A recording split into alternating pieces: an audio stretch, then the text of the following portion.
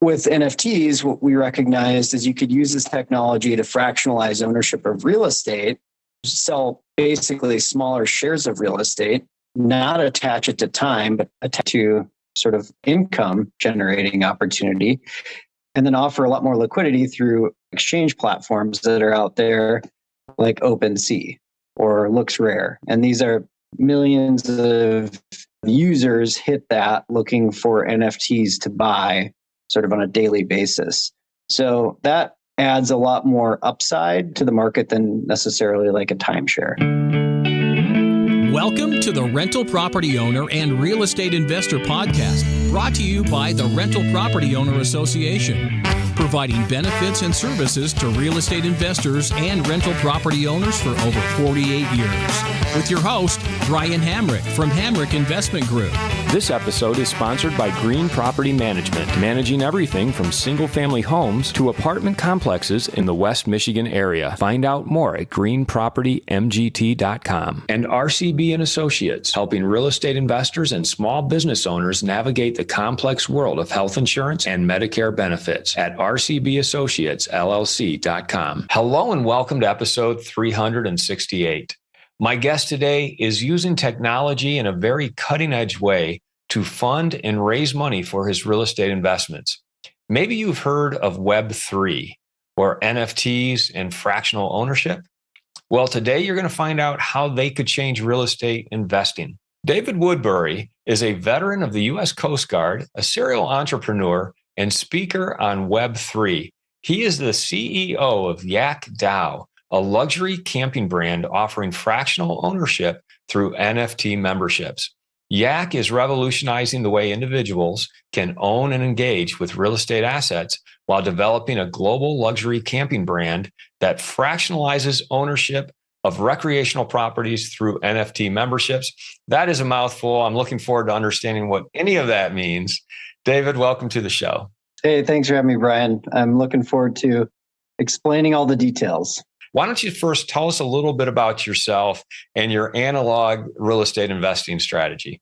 I've been an entrepreneur for, I guess, about 13, 14 years now, going back to 2008. I started a Verizon franchise store. My first exposure into real estate was investing in retail strip mall real estate for our Verizon stores. I was owning a franchise business. So we ended up building 18 stores across 3 different states, Dallas, St. Louis, and Minnesota. And then that business was acquired in 2012. From there, I decided that I didn't want to work in traditional retail anymore. It was just quite a grind. So I got into the digital side of things. And yeah, other than residential real estate, I really haven't invested in real estate as a vertical. I've been heavily invested in tech as a vertical and up until recently. And I would say in 2015 is when I started Camp Native, which is it's a booking engine for campsites and RV parks. We support about 800 properties across the US. And then from that experience and my Web3 experience, which has really been the last couple of years, I ended up creating Yak DAO, which is basically the way to buy recreational use real estate through fractional ownership of essentially an NFT, which is a Web3 technology. So I would say my real estate investing career is rather short, but my tech and what I'm bringing to real estate is where I've spent the majority of my career. Let's focus then on the tech part, because you're bringing up some concepts here that I'm not really that familiar with, but I've heard of, and I think I know what they're about, but I want you to explain it to me. So let's start with Web3. What is Web3 and what was Web2? The best way to think about Web3, I'm going to use a real estate analogy. It's like owned digital real estate versus rented digital real estate. So Web2, we know as like social platforms. Web 1 is like what we created in the 90s, which was like simple web interfaces, the ability to make a transaction. Web 2 is really like marketplaces, social media.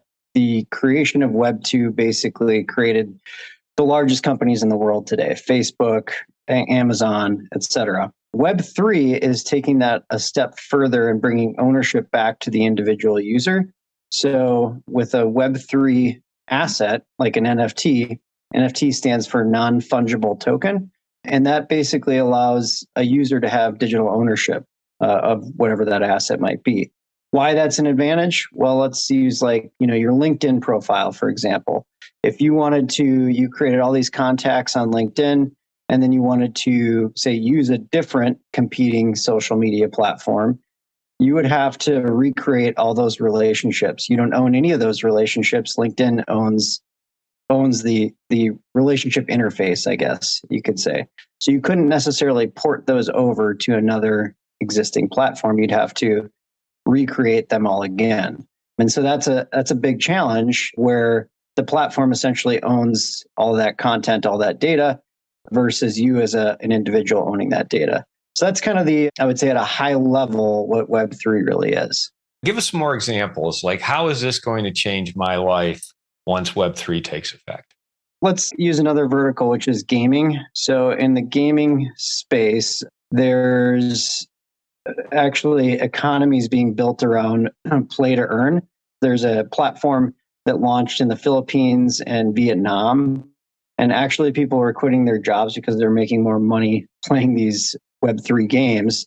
But essentially what has spawned out of that is the ability to take assets from one game to the other. So you've spent all these, people invest lots and lots of hours into gaming. It's actually a huge market, multi-billion-dollar market. And they spend all this time on these games. They can actually now take any of the assets they create from one game, bring it to the next game. And then those games can be monetized. So that's another vertical that's, I guess, adapting or changing. The other side of it is, let's use lending. That's maybe a more applicable to our conversations today. So lending is how Web3 is changing. That is basically transparency. So if you use a DeFi loan, a Web3 loan, basically it provides instant access to liquidity.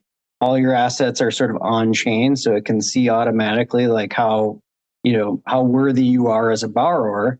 And those assets can be deployed within minutes, not hours, not days, not weeks or months like we're used to in traditional financing, but literally within 30 to 45 minutes. I've actually taken out DeFi loans, over six figures before in less than an hour. So these are really interesting evolutions. I think just speed to market, speed to access to resources is a big thing that Web3 is able to enable for the end user. What does DeFi stand for? Decentralized finance. So when we think about finance today, most all finance is centralized. So central banking, meaning that all the assets are basically sort of controlled and run by governments or large banking organizations. Decentralized finance is more of like a democratic approach to finance, which is what a lot of crypto is today. It's an asset that might, like Bitcoin, that has a community behind it that has a perceived value, but is not controlled by any central bank or organization. So that's like a decentralized finance product. Currently, if I want to get a commercial loan to, say, buy an apartment building, I'll go to a commercial lender. They'll want to see my personal financial statement, my tax returns for all my entities for the past 3 years, sometimes bank account information, income information, things like that, just to help me track how is that different than in the DeFi world. If you're taking out loans that are well north of 100,000, what do they have access to that tells them that same type of information? In my situation, and currently, they have access to the resources you have on exchanges, which is basically like banks. And you're able to take that sort of dashboard and borrow against it. In that scenario, there's no credit check, there's no tax return information, none of that. It's just instant liquidity based on resources that you have sort of under management. They're looking more at your liquidity, which they would probably find, so they can tap into your bank accounts, see what you have there. I'm imagining your crypto accounts are part of that liquidity as well.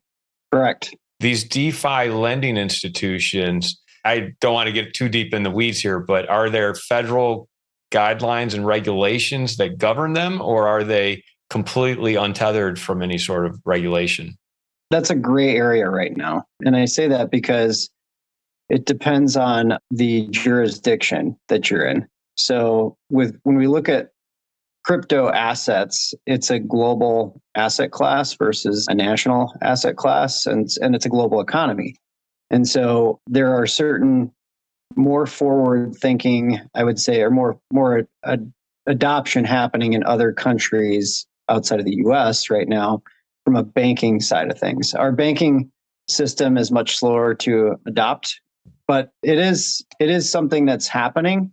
It's just it's slower here because it is a competing product. And certainly that's going to be met with a fair amount of resistance from the existing financial institutions in the US and process there. So I think, we will see adoption because technologically it's better, but it's going to just take some time as far as it to be adopted at like the traditional finance level. Let's talk about NFTs, because I've heard a lot about NFTs, how they're selling for millions of dollars, and I don't even know what that is. So can you help us understand what is an NFT in 60 to 90 seconds?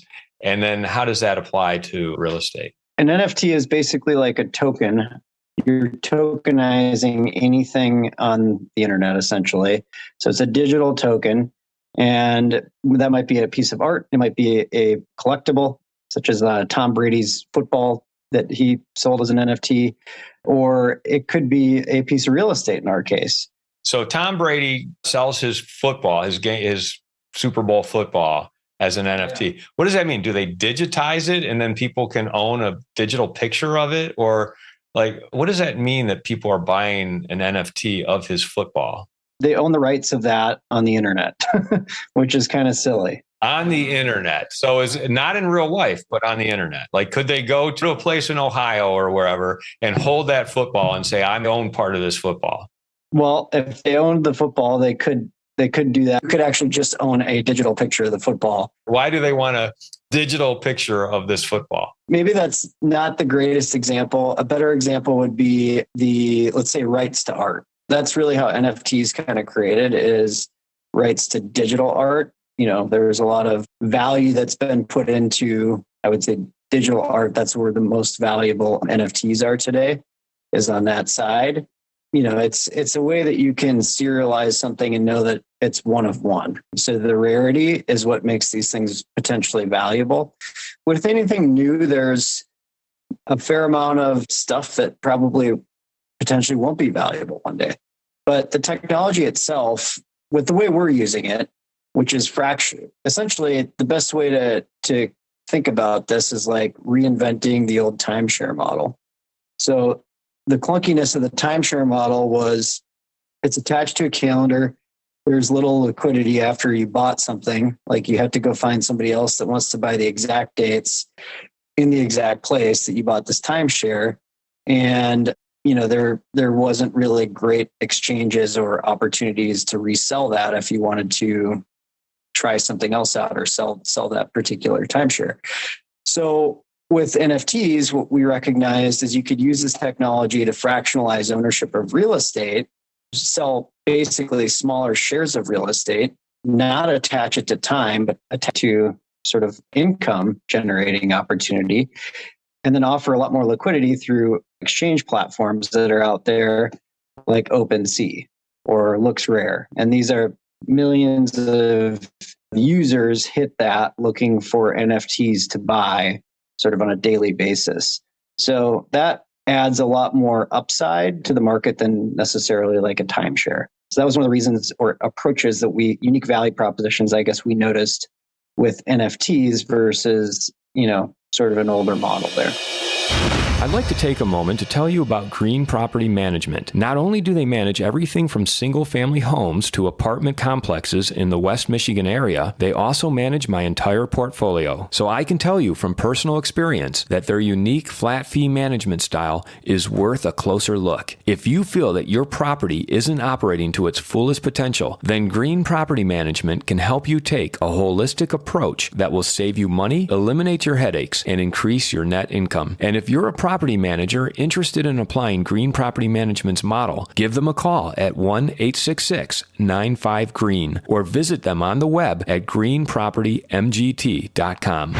If you're thinking of leaving your W-2 job and becoming a full-time real estate investor, one of the greatest costs you must consider is healthcare for you and your family. When I made this transition myself, I found the whole healthcare insurance process to be confusing and frustrating. That's why I'm glad I met Chad Creasy at RCB Associates. Chad is a professional health insurance agent who helps real estate investors and small business owners understand and choose their best healthcare options. And best of all, his services are covered by the insurance company and won't cost you a dime. If you live in Michigan and are expecting a change in your healthcare insurance coverage for any reason, or losing employer coverage or transitioning into Medicare, then you owe it to yourself to contact Chad Creasy at rcbassociatesllc.com. In this case, the NFT allows you an equity ownership in the actual real estate itself. Am I hearing you correctly when I say that? We can't say it's an equity ownership because that's a securities issue. So it's a membership. It's kind of like joining an HOA. You get access to to what the NFT produces via commissions that it's generated, revenues that it generates. And those are paid out as commissions depending on how many NFTs that you hold for that particular property. And so you could compare it to, it's pretty comparable to equity, but based on current securities laws, we can't actually call it ownership. It is not ownership. You don't own the asset. You do have unlimited membership rights to it. When you say commission, that would be like if there's cash flow, you're getting a share of that cash flow. Correct. How is that taxed then? Since you don't own the real estate, are you getting the tax benefits or are you being taxed at a normal income rate? Normal income rate, that's a disadvantage to the system right now. But what we're trying to do is democratize this for smaller real estate investors versus the larger real estate investors. This way, we're able to bring more people in at, say, a $1,500 price point. You could invest in a property and own some real estate in your portfolio versus the 6-figure, 7-figure deployments that we see, for most traditional real estate investors. So is that the real advantage of this, is that anybody can then buy an NFT and have access to this? Exactly. What are some of the other advantages? Access. So you're able to bring in, like, right out of the gates, we have a global community of investors in YakDAO. So we have over 300 investors in our project right now.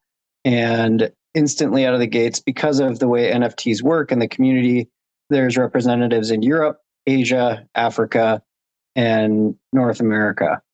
And so what that provides to us as an organization is a sort of a global view, but also a significant opportunity for scalability as an organization. And so when you're looking at doing, in our case, this is our first property that we're closing on the first piece of land. We're the second decentralized autonomous organization in the world to ever buy a property. So we're closing on a piece of land this week in North Carolina, and we already have 5 or 6 other opportunities globally with communities behind that looking to invest. So one thing that happens with this is that you end up kind of creating, with one investor, you end up creating almost like a syndicate of additional NFT, of people in their community. It's kind of like the old network marketing approach that was really successful with a local Grand Rapids company, Amway, right? They got their start with network marketing. That tactic has proven to be very successful digitally in the sort of the crypto space. You get a couple people interested in a project, and those people bring in a dozen other people, and so on and so forth. So your scalability when you build something sort of for the retail audience is much larger and much faster potentially than traditional real estate investing. Let's talk about this deal that's closing this week in North Carolina. You're only the second group in the world to bring the money in through a fractionalization and NFTs. What else is different about the process? Are you still going through the same brokers and title agents and local documents that you normally have to take care of, or are there other differences because of the way you're doing it? In my career, it's probably one of the most challenging transactions I've ever tried to pull off. And it really, nothing is that different as far as like our interfacing with the real estate attorney and the realtors and the brokers. In our situation, it's a cash deal. So there's no debt incorporated with the transaction. The challenging part of our transaction is structuring it appropriately for our group, which is essentially the way you have to do it. As I mentioned before, we can't have members in our community that own an asset because that's considered a security. And we're not a publicly traded company, right? So we can't offer a security as of yet. So the way we have to do that is basically hold the assets in a LLC that then grants membership access to the decentralized autonomous organization community. And it's an unlimited access. So like a 99-year, $1 lease or whatever. And that basically gives complete access to the community and voting rights to the community. But the actual transaction is just happening in a good old-fashioned, limited liability company. You're paying cash for this property, but if you were getting financing, would you even be able to do that with traditional commercial lending? Cash is cash, and you would have. If they're looking at some members of the organization would have to agree to be on that loan, right? So banks love to have personal guarantees attached to things. But I think that's one of the advantages of this industry is there is a ton of liquidity in crypto. Maybe not as much as there was a year ago because of the market, but there's a ton of liquidity in crypto that can't leave crypto without selling. And there's a lot of folks in the industry that don't want to sell. And so this is an opportunity for them to transfer crypto into a potentially cash flowing asset. And so an advantage for us is that we don't ever actually think that we need traditional financing. That's not an approach that we plan on pursuing as an organization. Are most of the people who are obtaining membership, and I won't call them investors because I suspect that's probably not the correct term, but those who are obtaining membership in this land that you're purchasing, are they buying into that membership with crypto? Yes. They utilize Ethereum to purchase the NFT. And then what the DAO does is we convert the Ethereum into a stable coin called US dollar coin, which is pegged to the US dollar. And then we're able to transact with that. We can transfer it into a bank account and just use fiat currency, regular US dollars, to purchase things, which is exactly what we're doing in this situation with acquiring the property. What is YakDAO? I know that's your company. Explain what it is, spell it for us, and tell us. I know it's an acronym for something. Go ahead and tell us about YakDAO. Based on my experience at Camp Native, I recognized there was an opportunity in the luxury camping space. I felt like that was an exploding industry right now and continues to grow. And so back earlier this year, I thought about putting together a Web3 project in the industry, and that's how YakDAO was born. So what YakDAO really is it's a global luxury camping brand, and we're powered by NFT memberships. So we're what's called a decentralized autonomous organization, and that's an acronym that you hear is DAO, DAO. And what that really is it's a member-owned organization. There's no real owner or operator. I'd say I guess there is delegated operators within the organization, but there's no I own so much equity or whatever. It's totally owned by. It's the best way to compare it would be like if you were able to launch a publicly traded company, but out of the gates. So there's all these members with interest in the organization immediately. And that was one of the advantages I mentioned, just about the global and how fast we've been able to bring in global members. It's really interesting launching with that approach and structure versus a traditional corporation, which I have quite a bit of experience with those in the past. There's plenty of challenges with it as far as, you have lots of community members with lots of voices. And so you have to figure out an appropriate way to let people have their voice heard, but also to actually make timely fashion. And I think like this transaction was a good example of, we had to delay it about 30 days, just basically getting consensus of the community. And those were some, we had to build in some mechanisms in order to move faster in the future. And so I think, that's just a challenge that the industry has. But at the same point in time, like I said, it is like kind of launching a publicly traded company, but right out of the gates without the tens of millions of dollars that you have to pay to some institution in New York to say that you can IPO.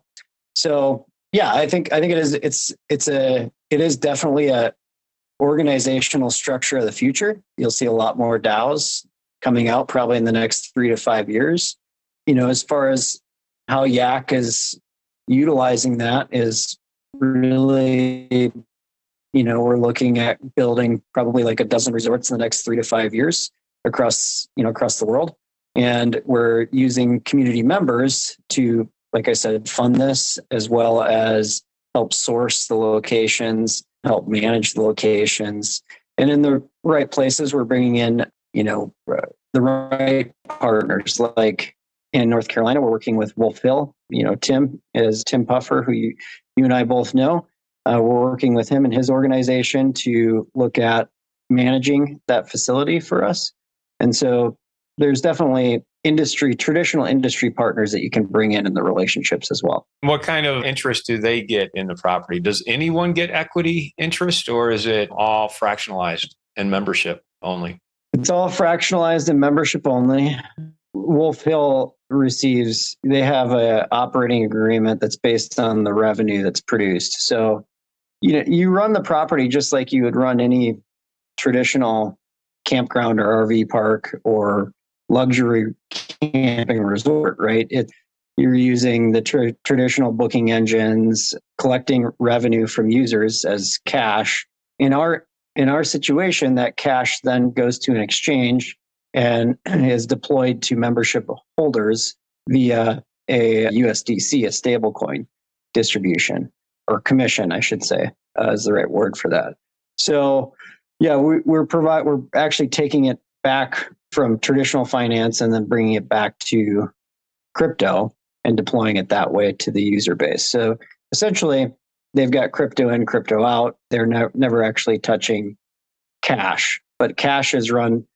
And somebody like Wolf Hill, they've got a standard operating agreement where they take X percentage of the revenue that's brought in for their duties or whatever that they're bringing to the table. What is your favorite hack or your favorite app? My favorite app is actually nothing to do with anything we talked about, but I'm a huge cyclist and I use the app Strava. And I think it's like one of the greatest things that drives excellent behavior as far as like keeping you on the bike, or if you're a runner, there's running tracks basically it's a GPS tracking device. So you go out and you can set goals. And that's how I try to keep in shape, is actually on the bike. So that's my number one app that I use on a daily basis. Absolutely. Favorite hack, I think, is what we talked about earlier with how you can gain liquidity through these exchanges without the process of going through a traditional lending protocol. And to me, that's the speed to actually getting cash has been a big advantage, a big hack for me personally. How would people find out more about you or get a hold of you? On Twitter, you can follow me. I'm at Crypto Cowboy SD. And then the project is the Yak DAO on Twitter. And then same thing on LinkedIn, Crypto Cowboy SD. And we've got yak.camp is the name of the project that we're working on. David, this has been fascinating, learning about Web3, NFTs, fractional ownership, and then Yak DAO and what you are doing to acquire luxury campgrounds. Thank you so much for helping educate us on these topics. And thanks so much for coming on the show. And it's been a real pleasure talking with you. Yeah, thanks for having me, Brian. Nice to talk to you as well. I want to thank everybody for listening to this episode. I'm your host, Brian Hamrick from Hamrick Investment Group, and you can find out more about me by going to higinvestor.com. That's HIGinvestor.com. And you can also ask questions and join us on Facebook by going to RPOA, Rental Property Owner and Real Estate Investor Podcast. This episode was sponsored by Green Property Management, managing everything from single-family homes to apartment complexes in the West Michigan area. Find out more at greenpropertymgt.com. And RCB Associates, helping real estate investors and small business owners navigate the complex world of health insurance and Medicare benefits at rcbassociatesllc.com. You've been listening to the Rental Property Owner and Real Estate Investor Podcast, brought to you by the Rental Property Owner Association. You can find out more at rpoaonline.org. If you enjoyed this podcast, please go to iTunes to subscribe, rate, and review.